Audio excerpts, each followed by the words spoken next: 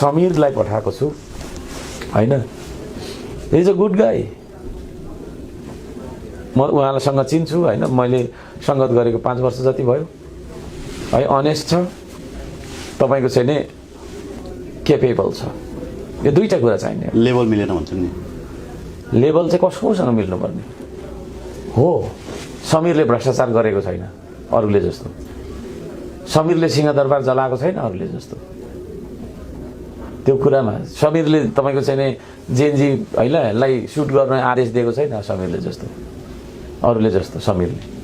त्यसले गर्दा लेभल मिलेन होला त्यही भएर त मिलेन लेभल 13 भन्दैछ के लेभल मिलेन होइन कि अब हेर्दै जानु न म त्यहाँ गएर एक भाषण गरेपछि नि है यिनीहरूलाई म के गर्छु त्यो त मलाई थाहा छ एउटा भाषण हो एउटा कार्यक्रममा त्यतिले तपाईको सखाप बनाइदिन्छु म केही पनि छैन यिनीहरूको हैसियत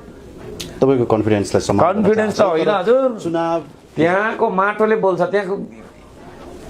अब हेर्नु न एकचोटि हेर्नु न एकचोटि मलाई त्यहाँ जानु तपाईले अघि भन्नुभयो माटोले बोल्दैन आफै दिनुपर्छ भन्नुभयो माटो बोल्छ भन्नुहुन्छ हैन माटोले बोल्दैन माग्दैन तर माटो बोकेको मान्छेहरुको सामु त बोल्छ नि त मनी माइन्ड र मसलको अगाडि बिचरा एकजना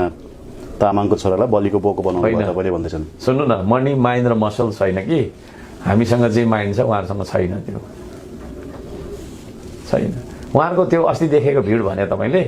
बाहिरबाट लिएर आएको प्रदेश एक भरिको मान्छे भेला गरे थाहा छैन र मलाई झापा पासो होइन कहाँ हो को आउँछ त्यहाँ त्यहाँ आउनेहरूले पनि भन्दै थियो हेर्न चाहिँ आएको भोट चाहिँ माटोले हाल्छौँ भन्दै थियो त्यहाँ इन्टरभ्यूमा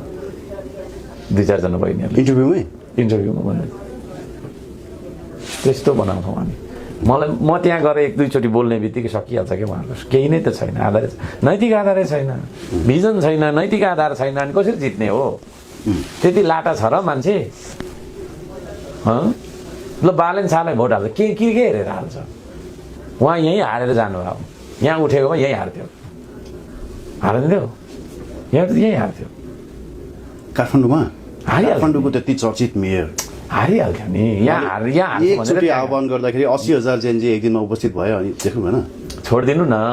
न तपाईँले कुरै बुझ्नु भएको छैन है यहीँ उठेको यहीँ हार्थ्यो त्यो मान्छे पहिला उठ्थ्यो अहिले उठ्छ है जेनजीले देश के अरे तपाईँको चाहिँ सम्हालिदिनुहोस् भनेर बोलाएको नि त आउनु जेनजीको अन्त्येष्टिमा आउनु है म त कपाल खौले दुःख बोकेँ जेनजीको पार्क बनाउँदैछु पर उहाँले के गर्नु घाइते जेनजीलाई सबैभन्दा पहिला भेट्न जाने राजनीति गर्ने कोही मान्छे त्यो म हो पोलिटिकल ब्याकग्राउन्डको कोही मान्छे the first person Ashika Tamang त एउटा तपाईँको चाहिँ अभियन्ता मात्रै न थिइन् त्यो चिज उहाँसँग त केही भिजनै छैन के what is his political ideology के छ पोलिटिकल आइडियोलोजी उहाँसँग